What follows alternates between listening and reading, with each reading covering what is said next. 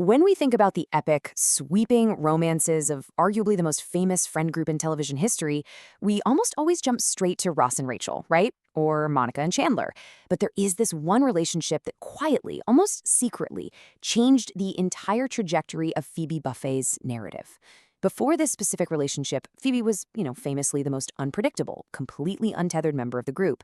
But after it, for the very first time in her life, she finally had true, rock-solid stability. So what happens if we just pull that thread? Okay, let's dive into this. It's an absolutely fascinating counterfactual premise to explore.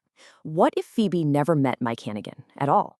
Now, on the surface, you might be thinking, well, that's a pretty small change, right? After all, Mike wasn't even introduced until season 9. That's literally years after the group had become iconic and all their dynamics were firmly set in stone. But the more you sit with this idea, the more shocking the ripple effect of this missing relationship actually becomes. Because without Mike, Phoebe's story wouldn't just end a little differently. It could have ended tragically lonelier. To really grasp how wild this is, we have to look at the sheer accidental absurdity of their timeline. I mean, the impulsive, split-second moment that literally changed everything.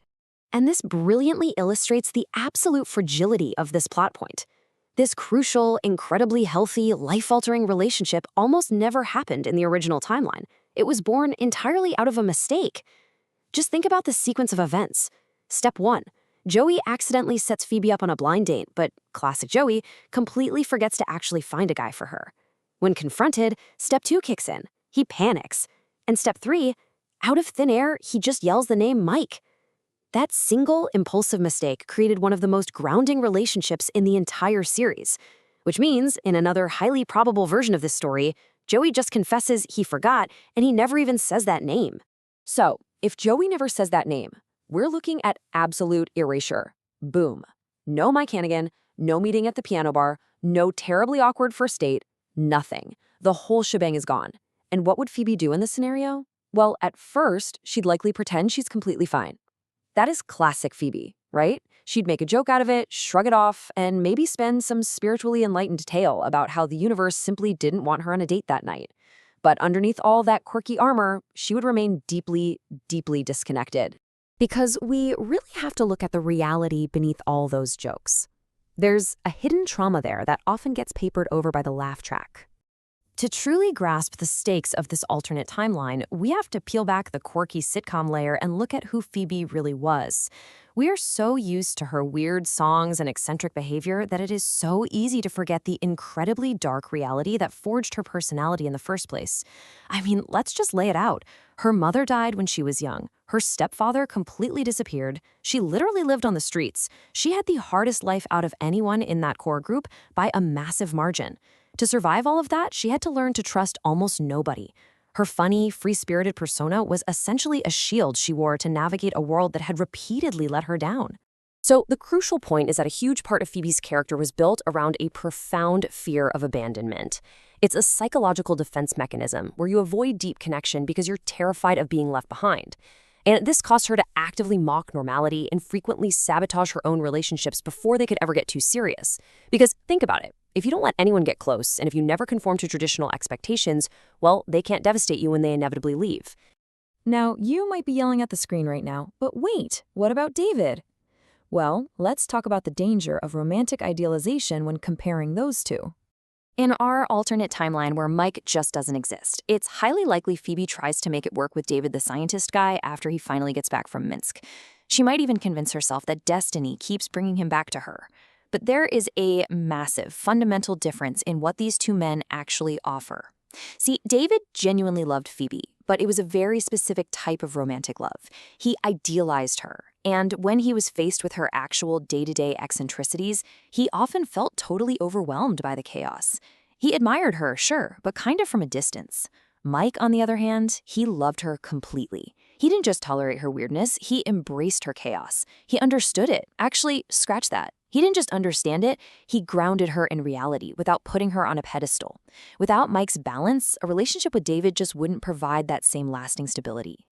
And this missing stability, it leads to a much, much broader issue as the show concludes. It creates a massive ripple effect for how the entire group moves forward.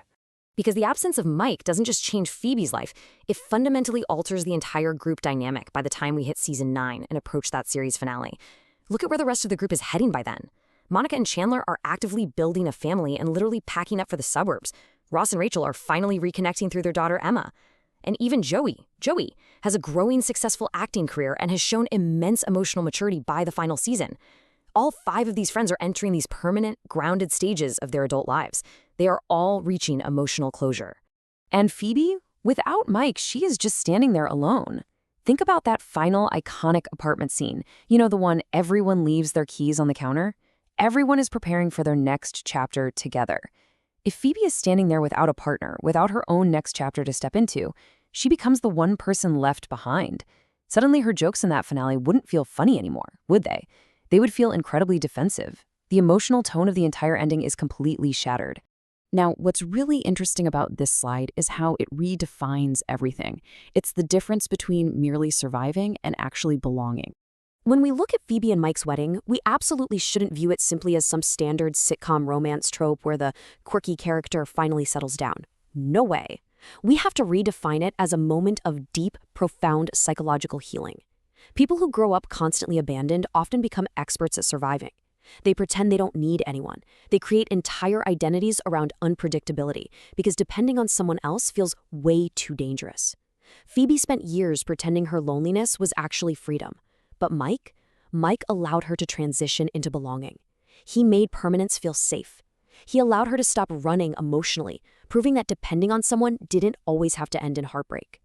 I absolutely love this powerful quote directly from the source material.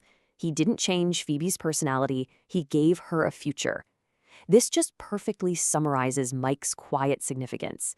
It wasn't about finding a man to complete her or to somehow normalize her. Not at all. It was about a girl who once lived on the cold streets, who trusted absolutely nobody, finally finding someone who proved to her day in and day out that he was going to stay. He gave her a future where she no longer had to be the lonely outsider looking in.